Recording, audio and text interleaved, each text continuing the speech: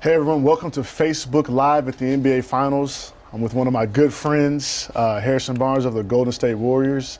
I'm John Henson of the Milwaukee Bucks, and we're going to be answering some of your questions that you guys have on Facebook. So here we go. How do you deal with a tough loss? Do you have a particular routine or anything? The biggest thing I do after a tough loss, especially like last night, is just watch tape. I think there's a lot we can take from the game. Obviously we didn't start the way we wanted to, but obviously when you watch tape, you can kind of see little nuances that you can get better at.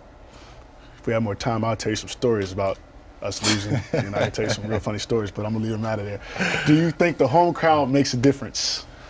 For sure. When we played Oracle, we got some of the loudest fans in the NBA, so it's always nuts and crazy in there. Obviously the fans here, they're all right, so it's still loud, it's still a good environment, and when you get rolling, it definitely helps you. Yeah, Oracle's a tough place to play. If you could play one-on-one with any player, past or present, who would you go up against? I'd probably go up against MJ. MJ? He's one of the greatest of all time, if not the greatest, and just to be on the court with him in his prime, that'd be dope. Would you win?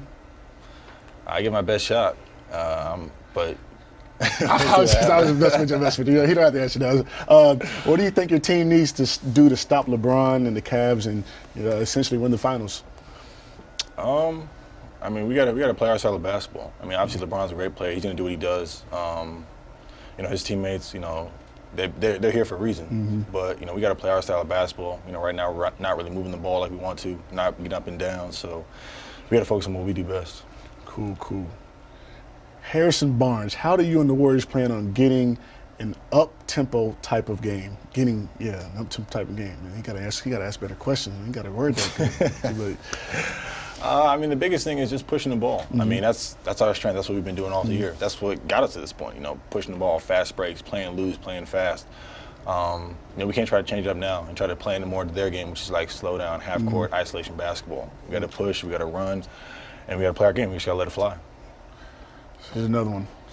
This is funny to me, but you got to answer this. So, which sound is better in your opinion? The sound of nothing but net splash from Steph Curry, or the sound of a roaring crowd? Probably the sound of a roaring crowd, because that means Steph already made the shot. That's a great way to answer that. So yeah, definitely a roaring crowd. Cool. What is your favorite food, man? My favorite food? Since I've been in San Francisco, I love Indian food now. Indian food? So really? I definitely love butter chicken. That's probably my favorite food right now. Butter chicken? In college, used to get 2 Chipotle burritos at the same time. And save one for now and one for later. So coming from the guy with the Chipotle gold card, but we're not going to talk about that. Yeah, okay. Ace Harrison, what will you do in Game 4 to adjust from the off performance in Game 3? The biggest thing is, keep shooting. Obviously, I didn't make any shots last game, but, you obviously want to continue to shoot, continue to be aggressive. That's the biggest way to get through a slump. You can't try to, relax and, just say, it'll just wear off naturally. You have to be aggressive and just push through it. Did you sit in a dark room and play some classical music to ease your mind? Nah. I've matured a lot since then. Oh, yeah? Freshman days of college. Okay. Just checking. Hey, just checking. David Lee seems to be the new X factor coming into Game 4. Do you see more minutes for him coming up? For sure. He played great for us. Last game came in huge, spark off the bench. So I think definitely getting him in for more minutes, especially with what he brings to the table, definitely be key. This is the poll. What is the best series in NBA Finals history? Now, I don't know if you remember any of these, but probably except the 2013 one, but this is kind of results. So is that kind of what you would say as well? You're a basketball fan, so you probably might remember some of this, but. Man.